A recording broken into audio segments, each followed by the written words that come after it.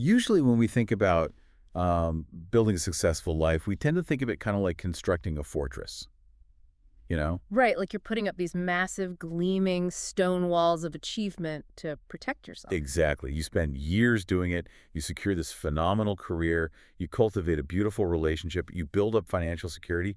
Maybe you even like hit the gym and get into the absolute best shape of your life. Yeah, you're checking all the boxes. Right. And eventually you find yourself standing on top of that fortress, looking out over the landscape. And you think to yourself, well, I'm safe. I did it. I am completely impregnable. Which is an incredibly comforting illusion. You really do believe you've built the perfect defense against all the chaos of the world. It feels like the ultimate armor. But then, and this is what we're getting into today, you step out of that idealized vision and into the actual visceral world of human psychology. Mm-hmm. You wade into the deep, often really dark waters of social dynamics. And suddenly you realize something utterly terrifying. Yeah. Those gleaming white walls you just spent your entire life building, they aren't armor at all. Not even a little bit. They are a beacon. What you have actually built is a giant glowing bullseye. Oh man, a bullseye. That's the perfect way to put it. And the brighter that fortress shines, the higher those walls reach, the more arrows it is inevitably going to attract. So this is exactly what we are unpacking in today's deep dive. We are looking at a really profound, deeply unsettling rule of human dynamics, one that just echoes across history, philosophy, and psychology. It really does. And the premise is basically this. Appearing better than others is inherently dangerous, but appearing completely without fault, like appearing perfect, is the single most dangerous thing you can do in human society. It is the ultimate transgression against the unwritten laws of human nature.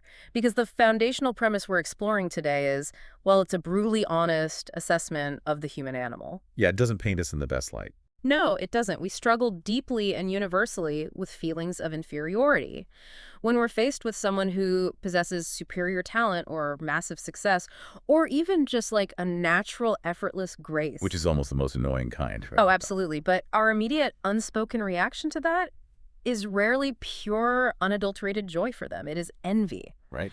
And the historical consensus on this is incredibly stark. It basically says that only gods and the dead can seem perfect with impunity. Wow. Only gods and the dead. So if you are breathing and you are succeeding, you are in danger. Precisely. So our mission today, for you listening, is to understand exactly why your success transforms you into a target. Because it does. We're going to explore how to identify the silent enemies in your own life, the ones who, honestly, might literally be smiling at you across the desk right now. Which is a terrifying thought, but very true. It is. And most importantly, we're going to break down the specific, tested historical strategies that you absolutely must learn if you want to survive your own achievements. Because the higher you climb, the thinner the air gets, and the more exposed you are to the elements. And I think we really need to emphasize that we cannot treat this as some abstract philosophical concept. Envy isn't just a fleeting emotion. It's not just feeling a little bummed out. It is a destructive force. Yeah, it's active. Unchecked success, unchecked perfection can be literally lethal. And to understand the gravity of this, we have to look at how this dynamic plays out in real life to its absolute darkest conclusion. Okay, yes. Let's do that. Let's go to London, 1953. The Royal Academy of Dramatic Arts, famously known as RIDA. A very prestigious place. Exactly. And this is where Joe Orton meets Kenneth Halliwell. So they enroll as acting students, they quickly become lovers, and they move into this dank, cramped little apartment together. Right. A very typical struggling artist setup. Yeah, but to understand the horror of what happens over the next decade, we really have to meticulously examine the baseline power dynamic between these two men. So in 1953, Halliwell is 25 years old. He is 7 years older than Orton. And that age gap alone establishes a certain hierarchy right from the start. Totally. But more importantly, Halliwell has an inheritance. He is the one with the money.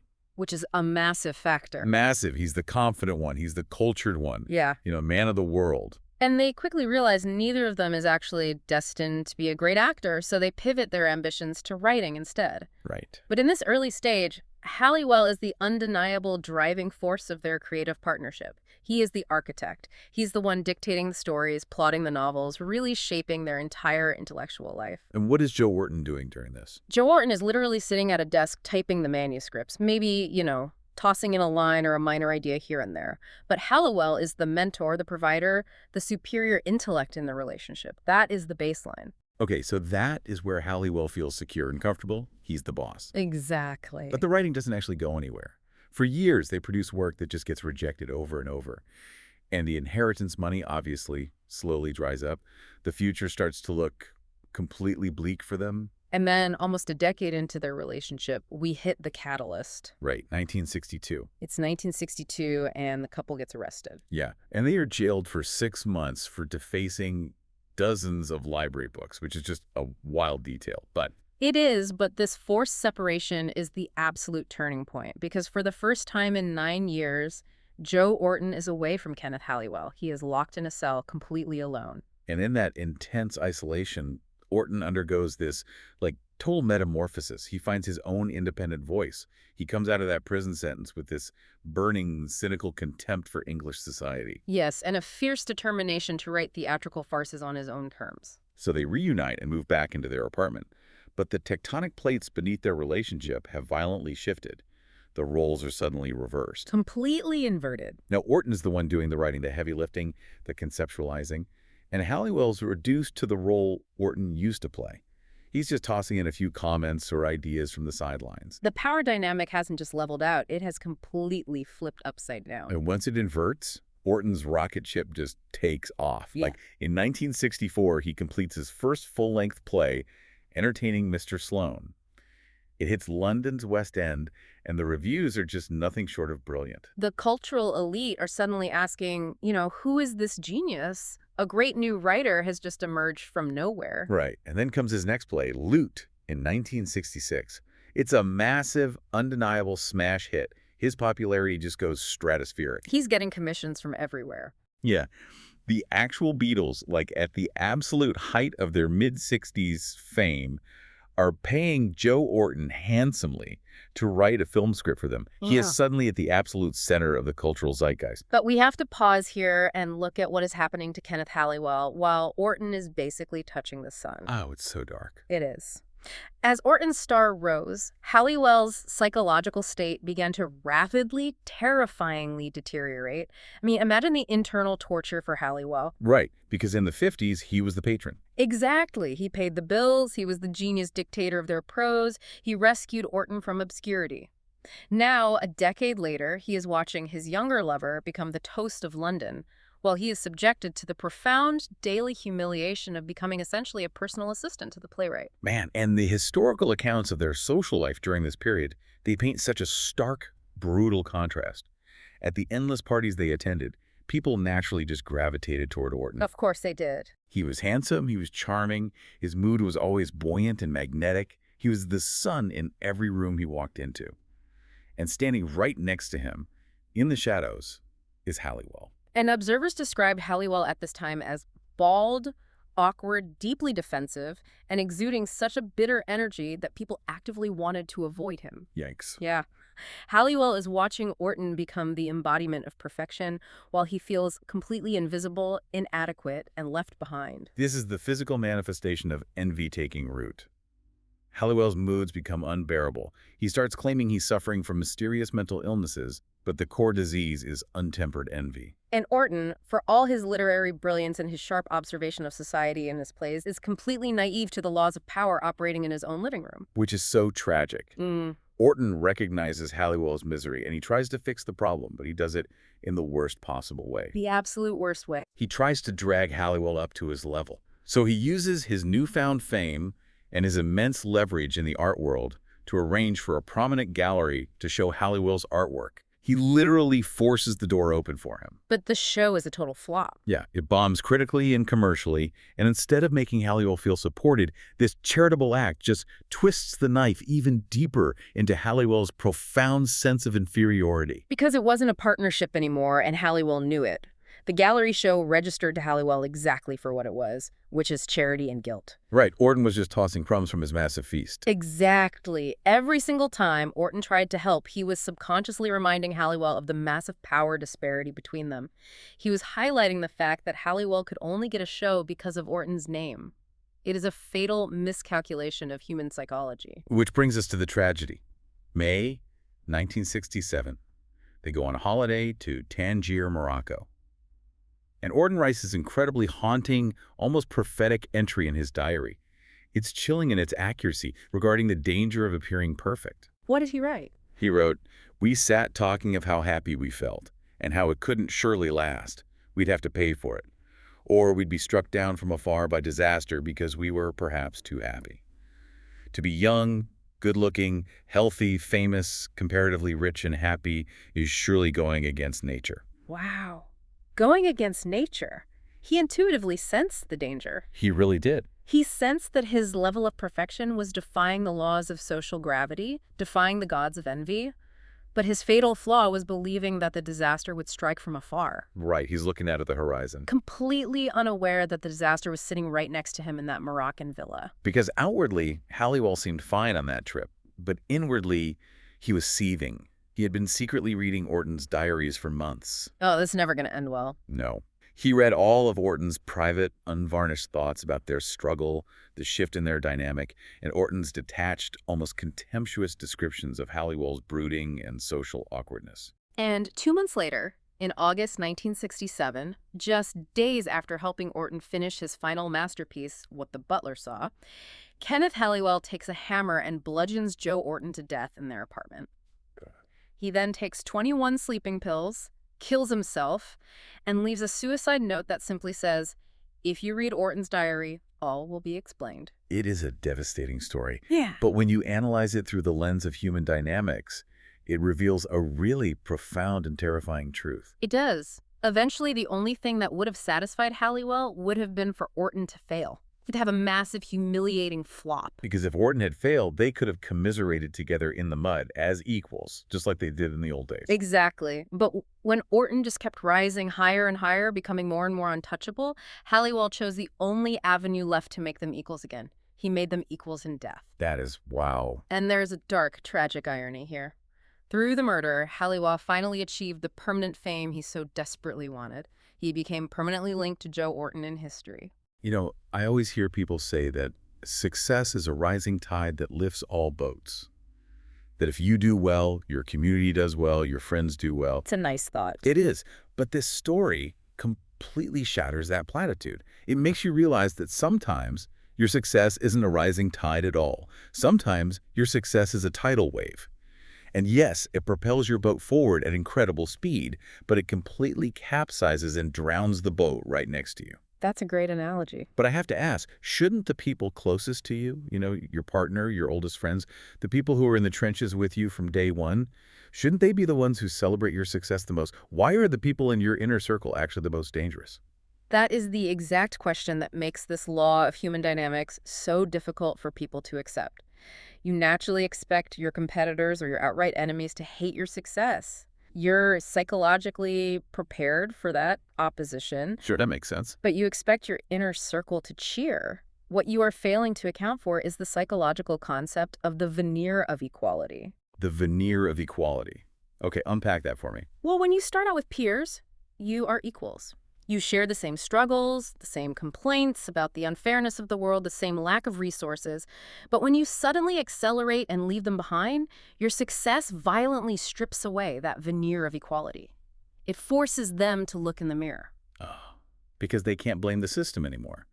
If you made it and they didn't, and you both started in the exact same dank apartment with the exact same resources, it means the problem isn't the world.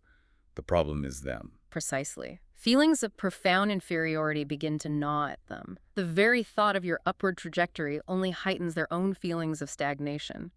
Once success starts flowing your way, the people to fear the most are those in your own circle, the friends and acquaintances you've left behind. That's so heavy. Every time Orton smiled, every time he casually mentioned a new contract or a meeting with Paul McCartney, he was unwittingly watering the festering weed of Halliwell's envy. And once envy eats away at someone, everything you do only makes it grow, right? If you try to help them, like Orton did with the gallery, it registers as condescension. Yes. If you ignore them, it registers as arrogant dismissal. Day by day, it just festers in the dark, and eventually the viper strikes. It's terrifying. It is absolutely terrifying. It operates like a silent psychological disease. So if envy is the emotion that actually drove the hammer in that apartment, we need to understand its anatomy. We need to dissect the pathology of the disease itself. A disease that, honestly, absolutely no one ever confesses to having. That's the key. To defend yourself against it, you must first understand the specific nature of the poison. And the philosopher Søren Kierkegaard gave us what is perhaps the most brilliant, incisive, and tragic definition of envy in human history. Okay, what did he say? He defined envy as unhappy admiration. Unhappy admiration. That is such a complex phrase. Let's break down exactly what Kierkegaard means by that. So Kierkegaard analyzed the mechanics of how we perceive greatness in others. He wrote that an admirer who feels they cannot be happy by surrendering themselves to the greatness of another person elects instead to become envious. Interesting. Think about what admiration actually requires. True admiration is a happy self-surrender. You stand in front of a beautiful painting, or you watch a brilliant athletic performance, or you see a colleague execute a flawless presentation, and you temporarily surrender your own ego to just exist in the awe of their achievement. You admit, like, they are incredible, and I am happy to witness it. Exactly. But the envious person is entirely incapable of that surrender. Right, because envy is unhappy self-assertion. Exactly. The envious person's ego is so fragile that they cannot stand to surrender it even for a moment. So instead of praising the thing they secretly deeply admire, they speak another language entirely. They have to assert their own worth by tearing down the object of their admiration. So they look at that same brilliant presentation and say, like, well, it was a bit overly theatrical, wasn't it? Yes. Or she only got that account because she flirts with the boss. They have to aggressively diminish the admirable thing to protect their own fragile sense of self. That explains the Plutarch quote so perfectly. Plutarch, writing way back in the 1st century, observed, and this is a great quote, "Of all the disorders of the soul, envy is the only one no one confesses to." It's astonishingly true. It really is, because when you think about it, people will readily confess to almost any other character flaw. People will go on national television and brag about their terrible tempers, or their ruthless greed for money, or their gluttony, or their lust. Right. It's almost worn as a badge of honor sometimes. Exactly. But no one, literally, no one raises their hand in a meeting and says, I just want to be transparent. I am deeply envious of Sarah's promotion, and it is eating me alive. Why does it immediately go completely underground? How are we supposed to spot the symptoms if the patient refuses to admit they have the disease? It goes underground because to admit to envy is to explicitly admit to feeling inferior. It is the ultimate social humiliation. You are publicly declaring, I am less than you, I want what you have, and I am powerless to get it. Because we cannot bear that humiliation, we disguise the emotion. The symptoms are masked. And what do those disguises look like? Well, one of the most common everyday disguises is hypercriticism. We rationalize their success by attributing it to a character flaw. We say, sure, he's wealthier than I am, but he has absolutely no morals. He's a shark. I prefer to sleep at night. We convince ourselves that their success is actually a symptom of their moral corruption, which conveniently makes us the moral victors. Exactly. Or we see the complete opposite disguise, the excessive praise. Yes, and this is the most insidious symptom. The excessive praise that is specifically designed to set you up for a catastrophic fall. Like building someone up just to tear them down. Precisely. They build you up so high, they inflate your reputation to such an impossible standard that you are guaranteed to fail eventually. Or they shower you with praise to your face, lulling you into a false sense of security while quietly sharpening their blades behind your back. Wow. The philosopher Arthur Schopenhauer spent a great deal of time analyzing this specific behavior. He called the envious person a master simulator. And the Schopenhauer quote on this is just pure venom. He strips away all the polite veneer of society. Listen to how he describes this dynamic. He says the envious person hides carefully, like a secret sinner. He pretends to completely ignore the superiority of others, acting as if he doesn't even notice their brilliance. Which is so accurate. Right. And he goes on.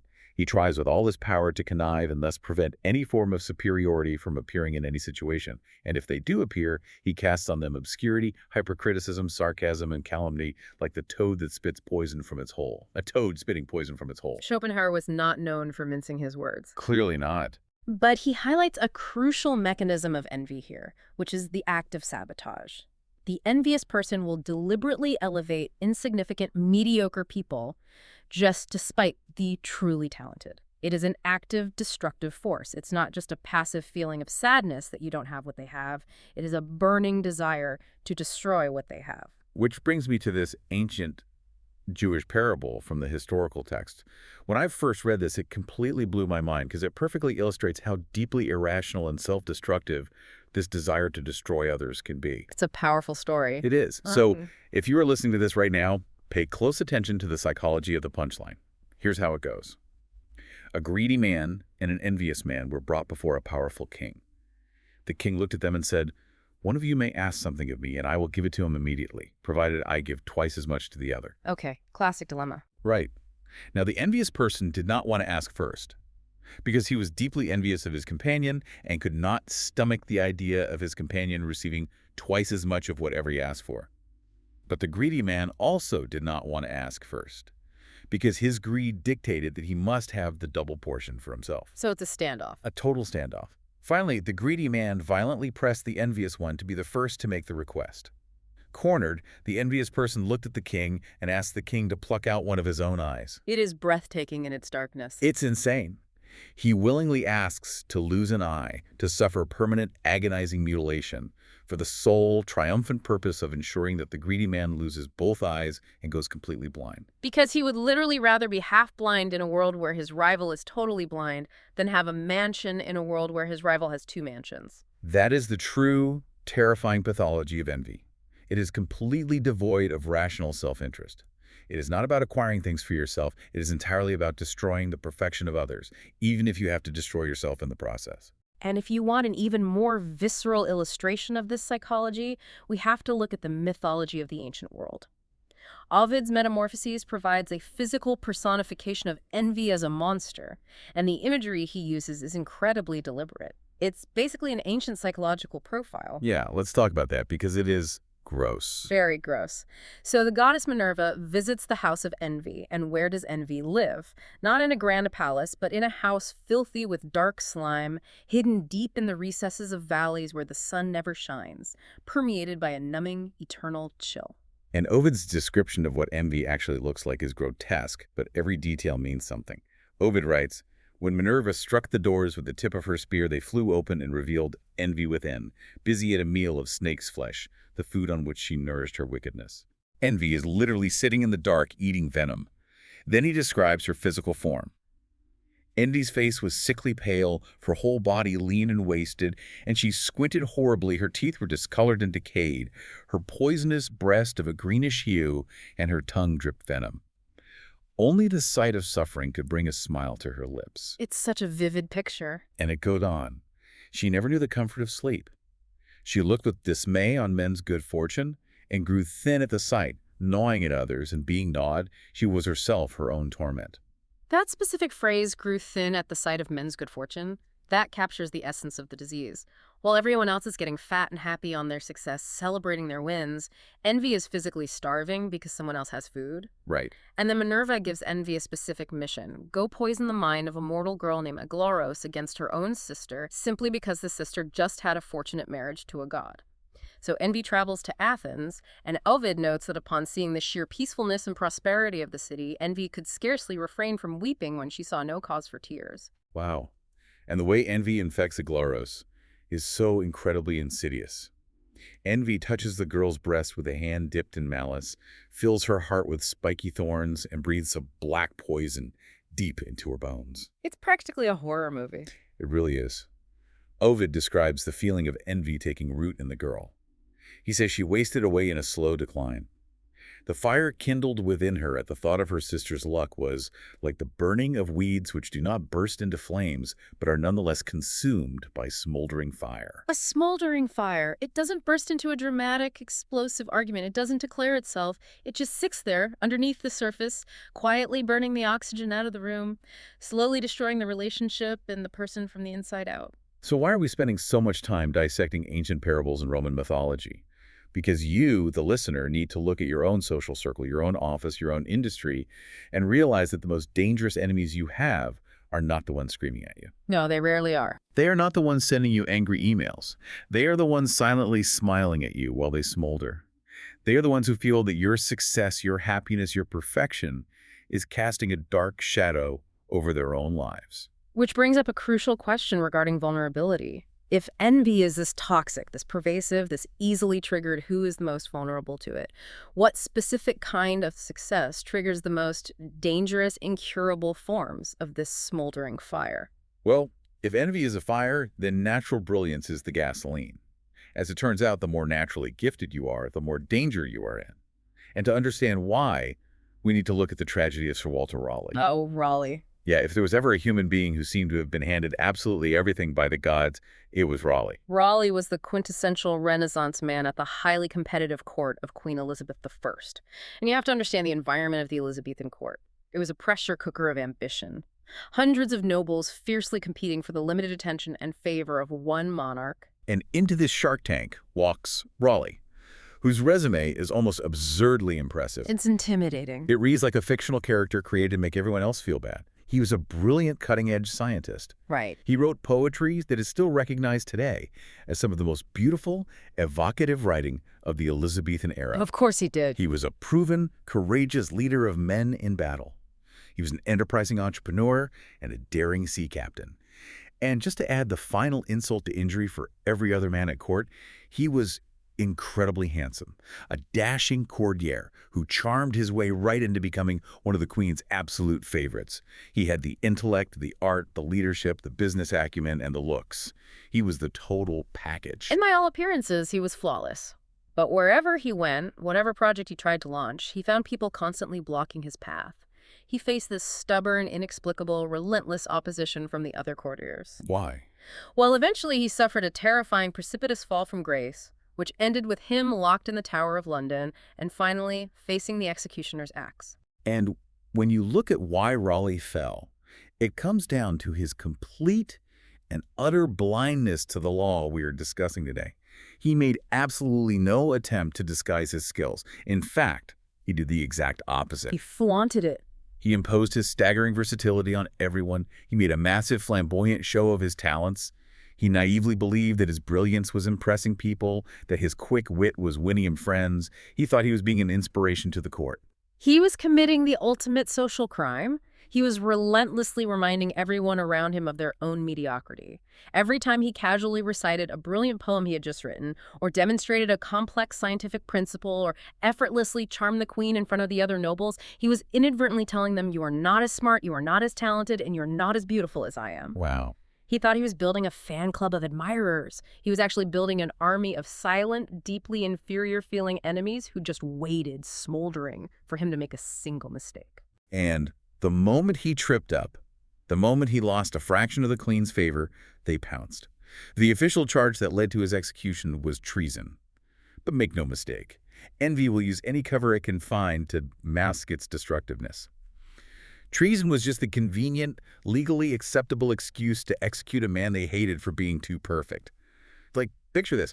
You own a custom-built, multi-million-dollar Ferrari, and you decide to bring it down to the local neighborhood go-kart track. Okay. You're revving the engine, doing hot laps, showing off the sleek aerodynamic design, thinking to yourself, wow, everyone here is going to be so inspired by this amazing machine, they're going to love me for showing them what is technologically possible. But they don't. No, you aren't inspiring anyone. You're just humiliating people by aggressively reminding them that they're driving plastic go-karts with lawnmower engines. You aren't expanding their horizons. You're just making them feel incredibly small. That analogy highlights the specific type of envy Raleigh generated, which is the absolute worst, most incurable kind.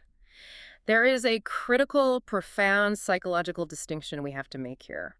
Think about money or political power. Okay. People can eventually attain money. They can eventually attain a higher title. So if you are richer or more powerful than someone else, they can rationalize it. They can say, well, I just need to work harder or make a lucky investment or network better, and I can be rich too. There is a pathway. There is hope. But you can't acquire superior natural intelligence.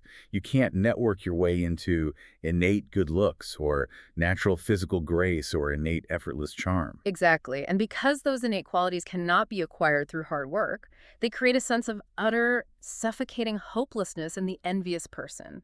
The inequality is permanent, and permanent inequality breeds the most vicious, irreconcilable envy. That makes total sense when you lay it out like that. The naturally perfect have to work the absolute hardest to disguise their brilliance. It is a fatal, naive mistake to think you are charming people with your natural talents, when in fact you are torturing them with their own inadequacy. But let's pause here because this is where the advice feels almost counterintuitive to everything we are taught. Are we really supposed to just dumb ourselves down? Mm-hmm. Are we supposed to hide who we are, pretend to be mediocre, and stifle our own potential just so we don't hurt someone else's fragile feelings? That sounds like a miserable, suffocating way to live your life. It is not about suffocating your greatness, and it is certainly not about actually becoming mediocre. It is about understanding that you must play a sophisticated game of appearances. You must actively manage the perception of your superiority. You can be the smartest person in the room, but you cannot allow everyone else to feel that you are the smartest person in the room. Right. And to see how this is done perfectly, we need to look at a historical figure who mastered this exact strategy.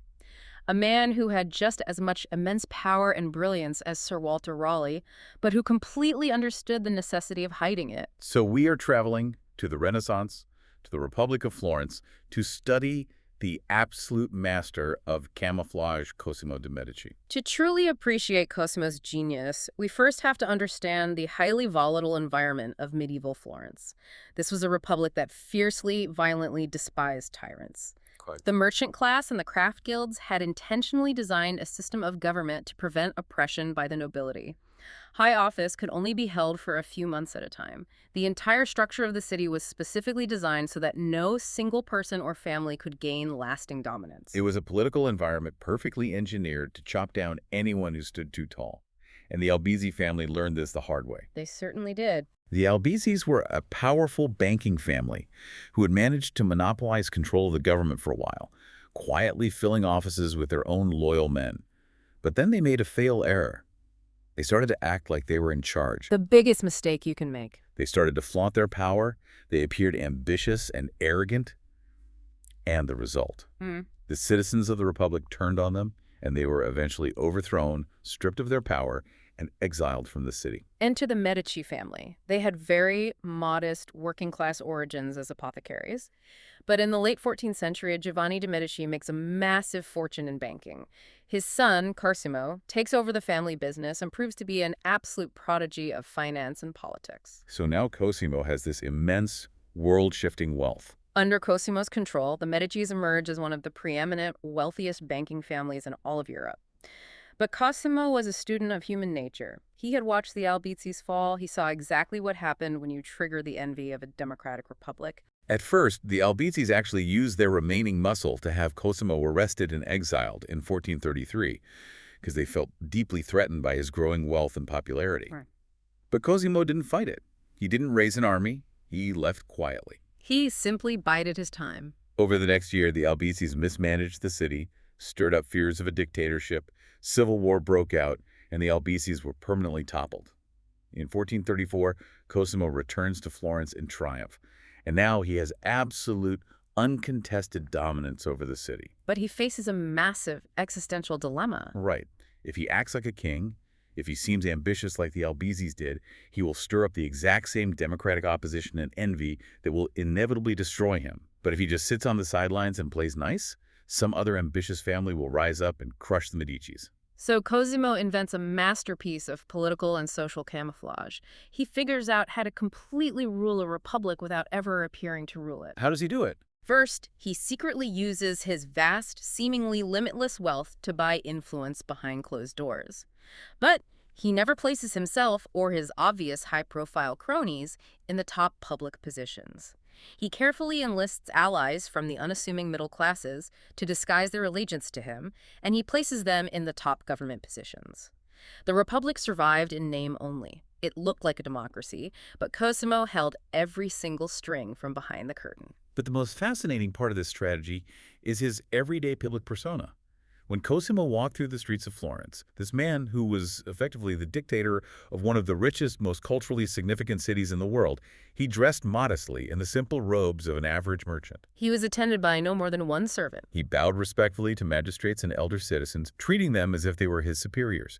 He rode a simple mule instead of a magnificent horse. Which is such a brilliant visual choice. I mean, imagine the wealthiest billionaire in the world today, A guy who secretly controls national policy, driving a beat-up, rusty 1998 Honda Civic to work every day, stopping to respectfully ask the local barista for advice on foreign policy. That was Cosimo.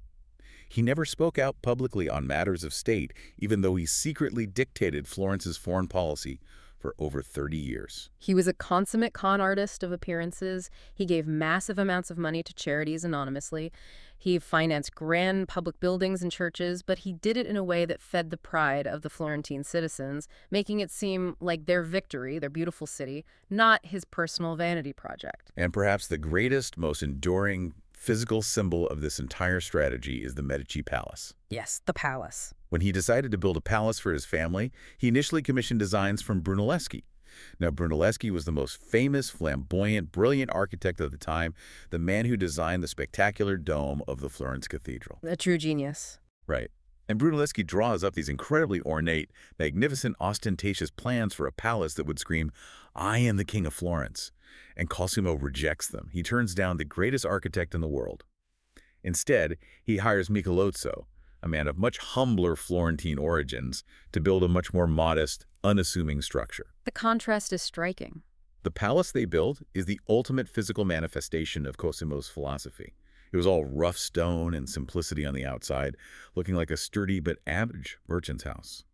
But on the inside, hidden from the public eye, it was all elegance, opulence, and breathtaking art. A fortress of humility on the outside, a palace of absolute undeniable power on the inside. Cosimo understood that the insidious envy of the masses can actually be deflected quite easily if you just play the game. You must appear as one of them in style and values. You never flaunt your wealth in their faces. You make a constant visible display of deferring to others as if they are more powerful or wiser than you. It's all about managing the ego of the crowd. Yes. Cosimo's closest friend once wrote that whenever Cosimo wanted to achieve something major, he orchestrated the situation so that the initiative appeared to come from others, never from him.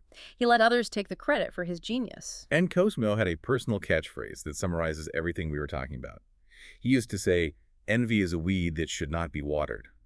He died after ruling successfully for 30 years, and on his deathbed, he explicitly asked to be buried without any pomp, without any grand demonstration. And decades later, Machiavelli, the ultimate pragmatist of power, hailed Cosimo as the wisest of all princes. Why? Because, as Machiavelli observed, Cosimo knew that extraordinary things that are seen and appear every hour make men much more envied than those that are done indeed and are covered over with decency. The fool dares the gods of envy by flaunting his victories and demanding applause.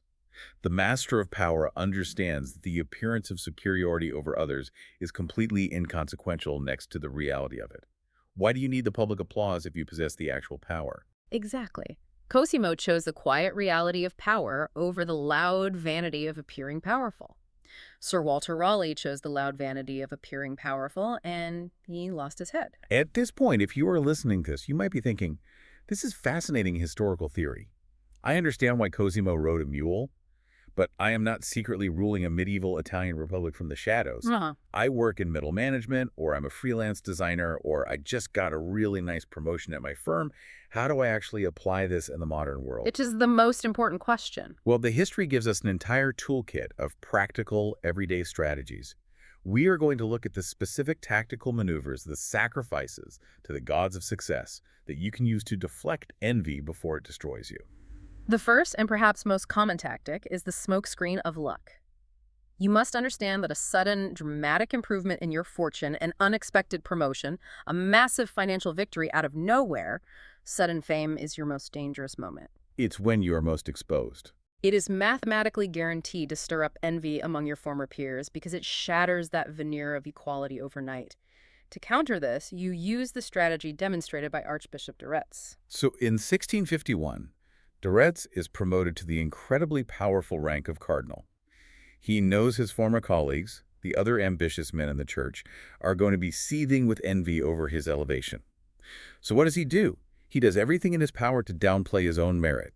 He constantly emphasizes the role of luck, timing, and divine providence in his success. He acts humble, deferential, as if absolutely nothing has changed about his status. He later wrote in his memoirs that these policies produced a good effect, by lessening the envy which was conceived against me, which is the greatest of all secrets. By attributing your success to luck, you are sending a deeply soothing psychological message to the envious person. You are fundamentally saying, I am not better than you. I am not smarter than you. I am not more talented. The universe just happened to hand me a winning lottery ticket, and it could just as easily have been you. Right? It takes the sting out of it. It soothes their bruised ego. It makes your happiness seem more attainable to them, and therefore their desperate need for envy becomes much less acute. But there is a massive critical warning here. The act has to be impeccable. Oh, yeah. If you affect a false modesty that people can see through, it will only make them despise you more. Yeah, if you stand up in the boardroom and say, oh, little old me, I don't know how I got this corner office, I'm just a silly goose, while smirking, you are dead. It has to seem entirely genuine. You have to genuinely highlight the lucky breaks you got. Precisely.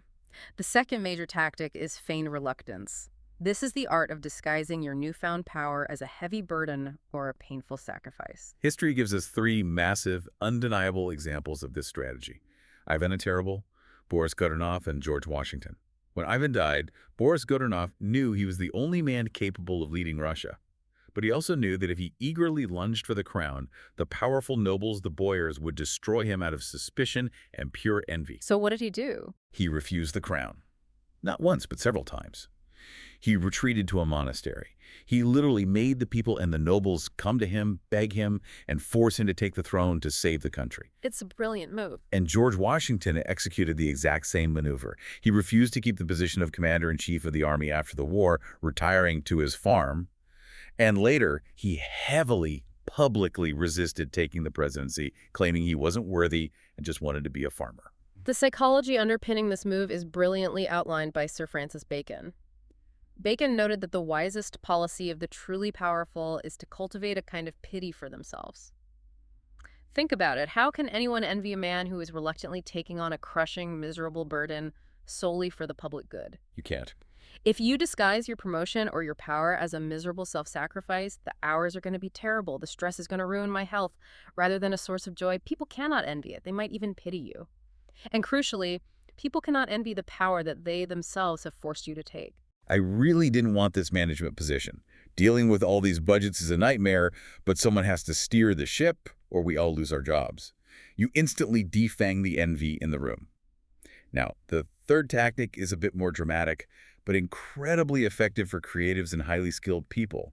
It's the tactic of dampening, or temporary self-sabotage. And the prime example here is the legendary English painter J.M.W. Turner. Turner was an undisputed genius, particularly known for his incomparable luminous use of color.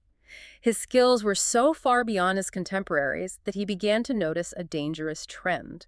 Other artists were becoming terrified to hang their paintings next to his in-gallery exhibitions. Because he was just that good. His brilliance was literally washing their work out, making their paintings look dull and lifeless by comparison. And Turner realizes, wait a minute, their fear is quickly going to curdle into envy.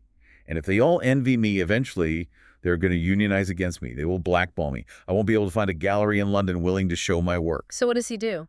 On occasion, Turner would literally take soot and temporarily smear it over the magnificent colors of his own paintings before an exhibition. He made his own work intentionally, physically worse, just to earn the goodwill of his colleagues.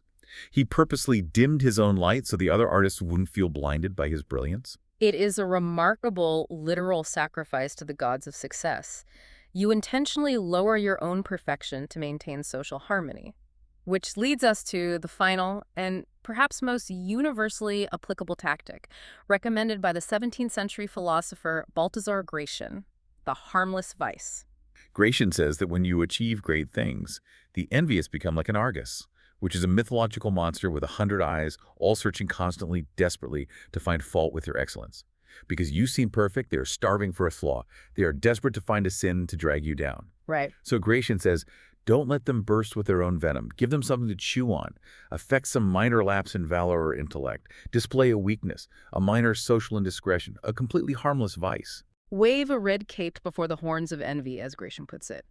If you are incredibly successful in business, an absolute shark in the boardroom, maybe you allow yourself to be known as notoriously, laughably clumsy.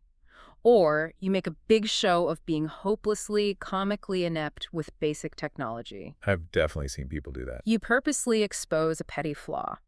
This gives the envious something to feed on, distracting them from your greater perfections. It fundamentally humanizes you.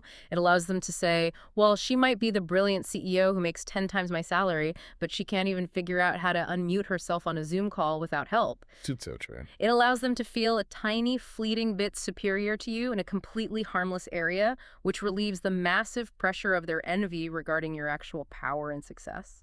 You are essentially throwing a cheap piece of raw meat to a vicious guard dog so you can slip past it into the vault unharmed. But this brings up the ultimate what-if scenario. What if you try to deflect? What if you diligently use the smokescreen of luck? You display your harmless vices. You even dim your colors with soot like Turner, but it just doesn't work. It happens. What if the envy is already too deeply rooted and you realize you have an enemy who is actively, maliciously out to destroy your reputation? How do you deal with an enemy who cannot be soothed? That requires us to pivot to the reversal of the law, weaponizing envy. Because there is a specific point where cautiousness actually becomes a severe liability. When is that? Well, the reason you are usually careful with the envious is that they operate indirectly. They will find innumerable, sneaky, passive-aggressive ways to undermine you behind your back. But if the envy is already intractable, if they are already openly moving against you, treading carefully will actually make your situation worse. Because they sense your caution, they see you tiptoeing around them, and they interpret it as just another arrogant sign of your superiority. They think, look at him, treating me with kid gloves because he thinks he's so much better than me. Precisely.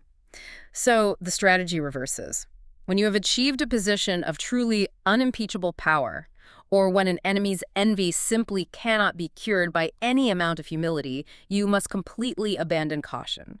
You must take the exact opposite approach, display the absolute utmost disdain for those who envy you. Just own it. Instead of hiding your perfection, you make it blindingly, overwhelmingly obvious. You make every new triumph an opportunity to make the envious physically squirm in their seats. And the historical example of this reversal is one of the greatest, most petty, and brilliant stories in the entire history of art. It's the battle between Michelangelo and the architect Bramante. Let's set the stage in Rome. Okay. Bramante is a highly successful architect, Yeah. but he is deeply, toxically envious of Michelangelo's godlike skills as a sculptor. Right, Michelangelo is just dominating the scene. Michelangelo is currently in high favor with Pope Julius, getting all these lucrative marble commissions to build massive tombs. Bramante is terrified that Michelangelo's brilliance is going to eventually expose Bramante's own errors and shortcuts in architecture. Historical accounts of this era note that Bramante was stimulated by profound fear as well as envy. He realizes he needs to remove Michelangelo from Rome, or at the very least, completely shatter his reputation and deprive him of the Pope's favor. So, Bramante devises a highly calculated, malicious trap. He convinces the Pope to cancel Michelangelo's massive tomb sculpture project, and instead manipulates the Pope into commissioning Michelangelo to paint the vast murals on the ceiling of the Sistine Chapel. Which is a devious, seemingly inescapable trap. Because Michelangelo considered himself strictly a sculptor, not a painter. He worked in stone, not fresco. The Sistine Chapel was a massive, incredibly complex, multi-year project in a medium Michelangelo was supposedly far less experienced in. Bramante's calculation was pure malice. I will force him into this high-profile painting gig. It will take him years of grueling labor. He won't be able to sculpt his precious marble, and because he's not a master painter, he will probably fail, or at least do a very mediocre job. When he unveils a mediocre ceiling, the Pope will be furious, and it will permanently ruin his image as the infallible, perfect artist. It was a trap specifically designed to publicly, humiliatingly shatter Michelangelo's aura of perfection. And Michelangelo saw the trap for exactly what it was. He desperately wanted to turn down the commission. He tried to recommend other painters, but he couldn't refuse a direct order from the Pope. So what does he do when cornered? He accepts the trap. But he doesn't whine. He doesn't complain to the court. No. He doesn't try to deflect or downplay his abilities. He takes the commission, and he decides to use Bramante's toxic envy as absolute rocket fuel. He uses their malice to spur himself to even greater superhuman heights. Michelangelo locks himself in that chapel, working in agonizing physical conditions for years, and he paints an absolute, world-shattering masterpiece. A masterpiece that's still famous today. He creates a work of art so perfect, so defined, so revolutionary in its scope and execution that it transcends anything Bramante or anyone else could have ever imagined. He didn't just survive the trap, he weaponized it to become immortal. And this is the core mechanism of the reversal. By accepting the challenge and achieving absolute, undeniable perfection, Michelangelo made his success a living hell for Bramante. Every single time Bramante walked past the Sistine Chapel, every time he heard a cardinal or the Pope praise Michelangelo's name, he felt physically crushed by his own envy. It's the ultimate revenge. Balthazar Gracian captures this dynamic beautifully. He wrote, "The heaven of the envied is hell for the envious." Gratian's exact words on this are the ultimate historical mic drop on dealing with intractable enemies. He says, "There is no revenge more heroic than that brought about by those merits and attainments which frustrate and torment the envious. Every stroke of good fortune is a further twist of the rope around the neck of the ill-disposed. To convert your good fortune into poison for your enemies is held to be the most severe punishment you can inflict on them. The envious man dies not only once, but as many times as the person he envies lives to hear the voice of praise. He is sentenced to be choked to death on his own envy." Sentenced to be choked to death on his own envy. If you cannot cure their disease with humility or deflection, you force them to consume it. By making your perfection absolutely undeniable, your good fortune literally becomes their poison. You remain free in your power, and they remain permanently trapped in their own self-inflicted misery. Wow. This has been an incredibly dense, revealing journey through the darker mechanics of human nature. Let's kind of synthesize everything we've uncovered. We started with the tragic, deadly ignorance of Joe Orton, who naively believed his success would be celebrated by his closest partner and paid for it with his life because he didn't understand the fatal flaw of appearing perfect. We looked deep into the terrifying pathology of envy, the unconfessed disease of unhappy admiration, the smoldering fire that Ovid described eating away at the soul. We examined the curse of natural brilliance through the fall of Sir Walter Raleigh, who learned too late that imposing your innate gifts on others only breeds silent, deadly enemies. And then we saw the antidote. The brilliant, calculated, mule-riding humility of Cosimo de' Medici, who built an absolute empire by hiding his power behind a carefully constructed facade of modesty and deference. We learned the tactical sacrifices you can make in your own life, attributing your success to the smokescreen of luck, feigning reluctance to assume power, temporarily dimming your colors like Turner, or tossing a harmless vice to the hundred-eyed monster of public scrutiny. And finally, we saw Michelangelo completely weaponizing his own perfection, turning a malicious trap into a masterpiece, and choking his enemy on his own toxic envy. It really serves as a comprehensive manual for surviving the perilous heights of success. But before we conclude, this raises a final, vital question, a provocative thought for you to carry with you. We have spent this entire deep dive focusing outward. We have focused on how to protect you from the envy of others. We've cast you in the role of the potential victim of a Halliwell or the Albites or a Bramante. Which is easy to do. And it's easy to see ourselves as the target. But the reality is that the human animal is universally susceptible to this disease. None of us are entirely immune. The philosopher Herman Melville, in his book Billy Budd, wrote regarding envy, "Since lodgment is in the heart, not the brain, no degree of intellect supplies a guarantee against it." So I challenge you to look inward. Whose success is currently making you feel mediocre? When your peer gets a promotion, or your friend buys a beautiful house, or a competitor launches a brilliant product, what is your first, instinctual, unvarnished reaction? Are you practicing happy self-surrender? Or are you secretly picking apart their morals, attributing their success to unfair advantages? Are you truly focusing on your own growth, or are you secretly watering the weeds of your own envy? Because if you aren't ruthlessly careful with your own ego, you might be the one smoldering. That is a heavy, entirely necessary mirror to look into. Because the snipers aren't always outside the fortress walls. Sometimes they are standing right next to you, and sometimes the sniper is you. Thank you so much for joining us on this deep dive. Stay curious, be incredibly humble, and remember, as you build those gleaming white walls of your own success, always, always carefully guard the appearance of your own perfection.